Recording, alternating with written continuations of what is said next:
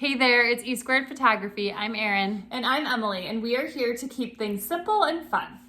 We get asked this question all the time. What lens would you recommend? So we are here to explain the most two common lenses that we use and the benefits and maybe downfalls of both. And don't forget that every Monday morning we come out with new videos, and for the best photography tips and tricks, make sure to subscribe to our channel and hit that bell for notifications of future videos.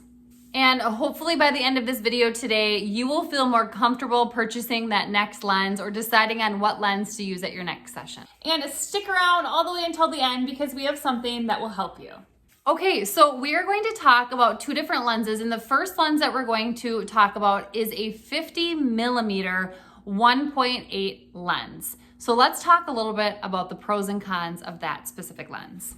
So we use the 50 millimeter 1.8. It's the cheapest 50 millimeter lens you can typically get. There's also like a 50 millimeter 1.4, but we love the 1.8. It gets us excellent images. So we stick with that, and we use the Nikon version to go with our Nikon camera. Now, one of the benefits to the 50 millimeter is that you can get closer to your subject. So whether you're shooting a big group or one person, you can get closer as you're taking the images to your subject so they can hear you communicating to them. And now remember, the smaller the lens size, so you have a 35, you have a 50, you have an 85, the smaller the lens size, think of it, the closer you can be to your subject. So even a 35, you could get even closer to your subject depending on what you want. One of the reasons we really like to use our 50 is we like to use it for larger groups. So it is a nice size lens with extended families or just larger families in general, or maybe even a wedding party.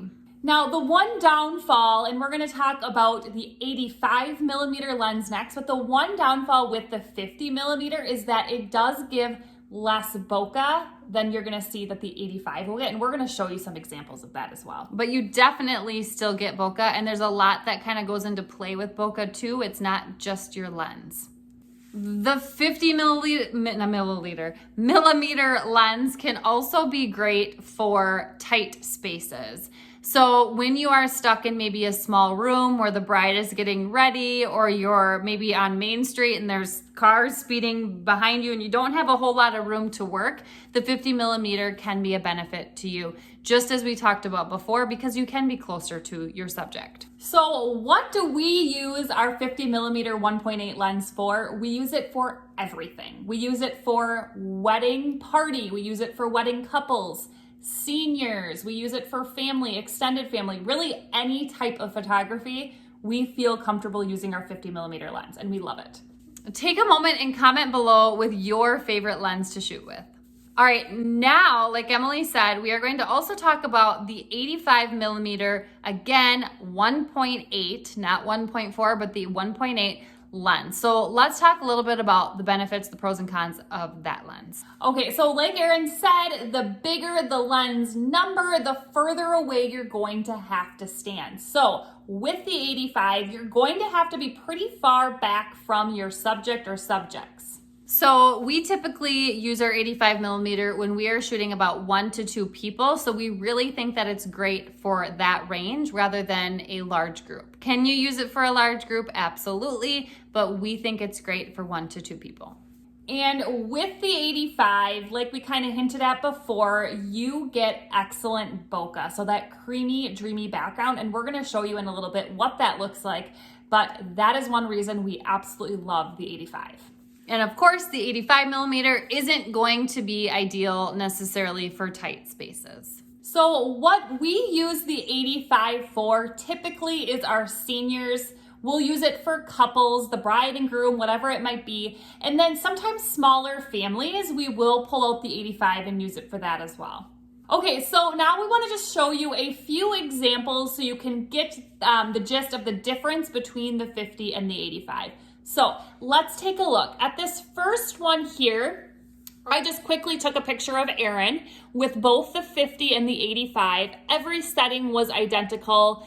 And you can tell, it's not very, very obvious, but you can tell there is more bokeh with the 85. It's more creamy, it's more dreamy, there's more of a blur in the background. So if you like that, the 85 is excellent at getting that. Now with this image, here's another example where on the left we're using the 50 versus the right, the 85. Again, you can see it's a lot more creamy and dreamy, but with the 50 here, you can still see we're getting a pretty creamy, dreamy background as well. So with both, you can get really nice bokeh.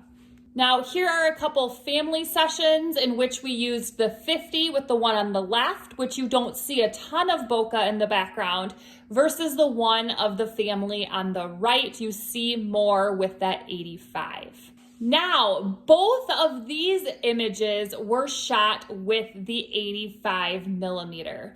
So you can look on the right, the bokeh and the blurry background is super, super obvious, versus the one on the left where she's walking and it's her full body, there's not as much bokeh. So sometimes people wonder why I'm using my 85, I'm not getting that great bokeh, creamy and dreamy background that I've seen other photographers get.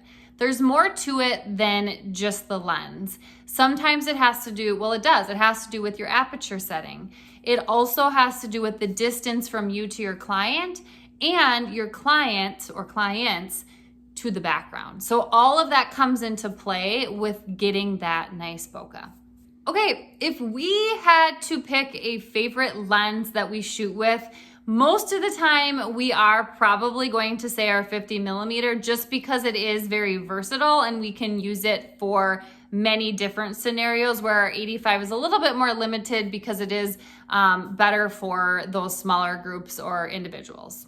Now, a few things to keep in mind when you're considering purchasing one of these lenses. One of the things to think about is, do you want more bokeh? You know now that the 85 is going to give you a little bit more bokeh, that a little bit more of that creamy, dreamy background, but you also know that the 50 can do that as well.